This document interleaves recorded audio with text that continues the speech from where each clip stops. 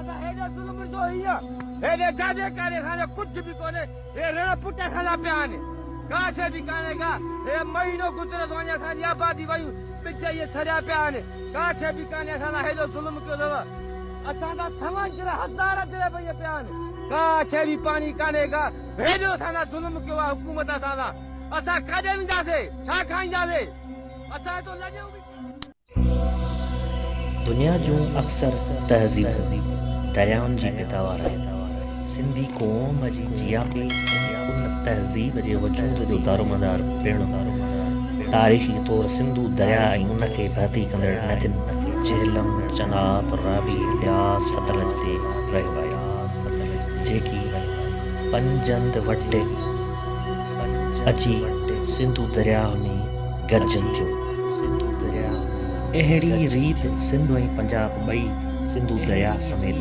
ॿिनि दरियाउनि जे पाणी में भाईवार आहे पंजाब मुंड वारो भाईवार आहे ऐं सिंध पोछड़ वारो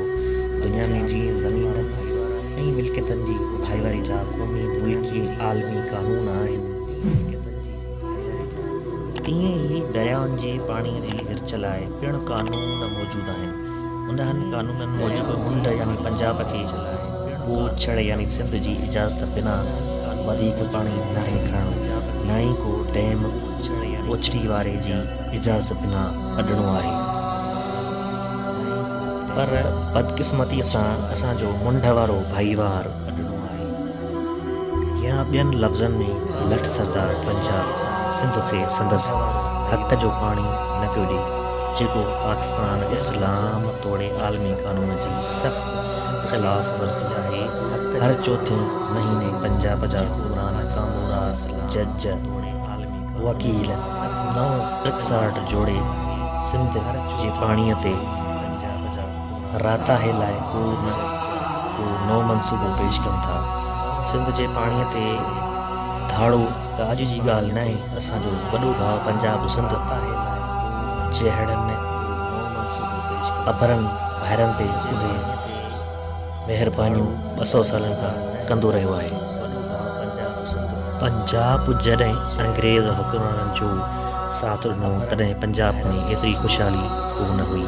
पर अंग्रेज़नि खे नवाज़ण लाइ नवां वाह खोटे ॾिना जीअं पंजाब जा ज़मींदार ख़ुशि थियनि ऐं सदन मनसूबनि ते अमल कनि सभ खां अॻु 1859 ते सिंधू दरिया में छोड़ कंदड़ रावी दरिया मां सिंध जे इजाज़त बिना सेंट्रल पारी दुआब खोचियो वियो ऐं अॼु 150 साल खां पोइ इहो पाणी पंजाब खणे पियो 1885 खां 1901 ताईं 16 साल में वधीक 3 केनाल सतनाई लोअर चनाब ऐं लोअर झेलम केनाल सिंध जी इजाज़त बिना पंजाब खोचिया 1908 में पहाड़पुर केनाल 1914 में अपर सवात केनाल 1915 में ट्रिपल केनाल प्रोजेक्ट जे नाले में Jhelum canal upper Doab canal lower Doab canal खुद सिंध जे पाणीअ ते धाड़ा हयण विया जिन मां अॼु सूधो पंजाब आबाद थिए पियो अंग्रेज़ तोड़े जो पंजाबियुनि जे हक़ में हुआ पर सिंध सां मुसलसल नाइंसाफ़ी ॾिसी 1901 में इंडिया इरिगेशन कमीशन ठाही वई जंहिंमें पंजाब खे हिदायत कई वई त सिंधू ऐं उन जी भर्ती कंदड़ कंहिं बि नदीअ मां पाणी खणण खां अॻु सिंध जी इजाज़त लाज़मी शामिल हुजे कमीशन जी सख़्त हिदायतुनि खां पोइ बि पंजाब जी हबछ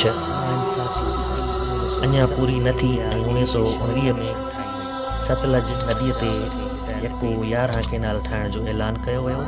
1935 में अंग्रेज़ सरकार भोपी जे चीफ इंजीनियर मिस्टर एंड्रयूसन जी अॻुवाणीअ में तकरार जे निबेरे लाइ 8 ॼणनि जी कमेटी जोड़े जंहिंखे एंड्रयूसन कमेटी चइजे थो हिन कमेटीअ पिणु पंहिंजी सिफ़ारिशुनि में लिखियो हो त हाणे पंजाब खे वधीक पाणी खणण खां रोकियो वञे पर चवंदा आहिनि त ॾाढे जी लठ खे ॿ मथा पंजाब वरी इंजीनियर मिस्टर एंड्रयूसन फ़ैसिलो कयो त भाखड़ा डैम था ठाहियूं। उन फ़ैसिले ख़िलाफ़ सिंध 7 जून 1914 ते हिंदुस्तान जी गवर्नर जनरल वटि फ़रियाद दाख़िल कराई, जंहिं 11 सेप्टेम्बर 1941 ते हिकु कमेटी क़ाइमु कई ऐं 28 सेप्टेम्बर 1945 ते सिंध पंजाब ड्राफ्ट एग्रीमेंट थी इतफ़ाक़े राय थी वियो ऐं पंहिंजे सूबनि जी चीफ इंजीनियरनि उन ते सहियूं कयूं। उन मुआहिदे मूजिबि गाज़ीपुर वटि जिते सिंध ऐं ॿियनि दरियाउनि जो पाणी गॾु थियो पई, उतां हिकु हिसो पंजाब खणे ऐं 3 हिसा सिंध जो पाणी हूंदो। ठाह जे फ़िक्री नंबर 8 में इहो तय थियल हुयो त आईंदा सिंध सरकार जी इजाज़त खां सवाइ पंजाब सिंधु या कंहिं ॿी संदसि भर्ती कंदड़ नदीअ ते को बि डैम ठाहे न सघंदो। हिन ठाह जे सभिनी धुरियुनि तमामु घणी तारीफ़ कई, पर पंजाब जी हुकुमरान